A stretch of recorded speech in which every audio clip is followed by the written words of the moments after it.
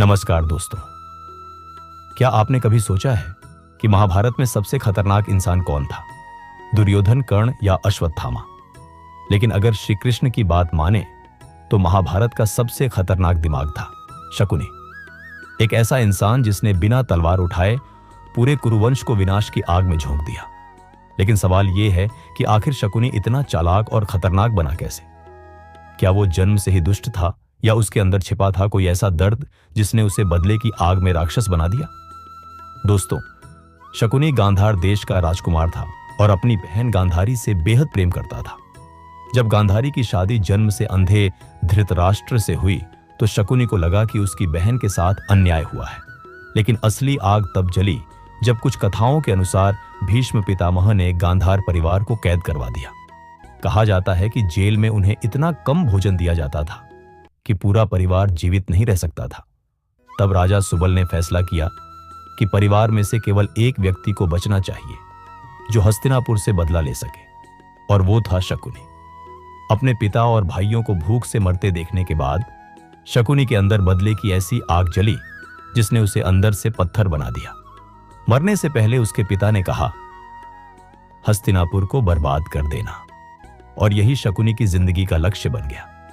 कहते हैं कि उसके पासे उसके पिता की हड्डियों से बने थे, इसलिए वो हमेशा उसकी बात मानते थे।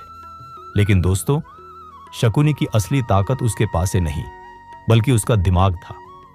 वो लोगों की कमजोरी पहचान लेता था। उसने दुर्योधन के अंदर की ईर्ष्या को भड़काया, धृतराष्ट्र के मोह का फायदा उठाया और युधिष्ठिर की जुए की कमजोरी को हथियार बना लिया। धीरे धीरे उसने दुर्योधन के मन में इतना जहर भर दिया कि पांडवों के खिलाफ नफरत आग बन गई। लाक्षागृह की साजिश, वनवास और द्रौपदी के चीरहरण तक हर विनाशकारी घटना के पीछे कहीं ना कहीं शकुनी का दिमाग था। फिर आया जुए का वो खेल जिसने इतिहास बदल दिया। शकुनी जानता था कि युधिष्ठिर धर्मराज हैं, लेकिन जुए की आदत उन्हें कमजोर बना देगी। उसने ऐसा जाल बिछाया कि युधिष्ठिर अपना राज्य, अपने भाई, खुद को और यहां तक कि द्रौपदी को भी हार गए। यही वो पल था जब श्री कृष्ण समझ गए कि अब महाविनाश तय है, क्योंकि जहां नारी का अपमान होता है वहां विनाश निश्चित होता है।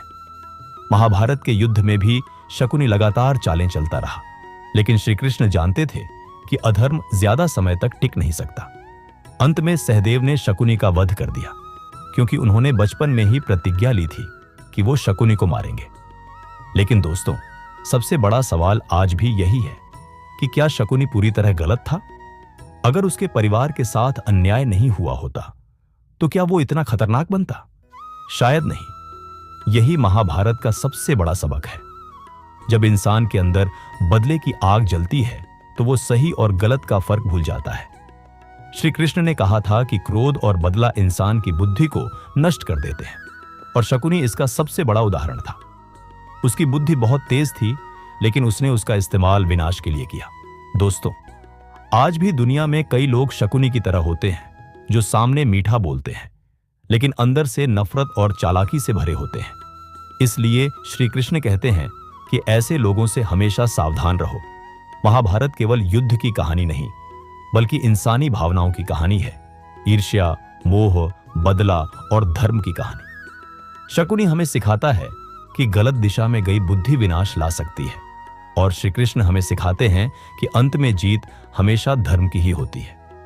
तो दोस्तों, अब आप हमें कमेंट करके जरूर बताइए कि आपके अनुसार शकुनी सबसे बड़ा खलनायक था या परिस्थितियों का शिकार। और अगर आपको आज की ये रहस्यमयी कहानी पसंद आई हो तो वीडियो को लाइक करें, चैनल को सब्सक्राइब करें और बेल आइकन जरूर दबाएं, क्योंकि यहां आपको मिलते हैं महाभारत और श्री कृष्ण से जुड़े ऐसे रहस्य जो आपकी सोच बदल देंगे। राधे राधे।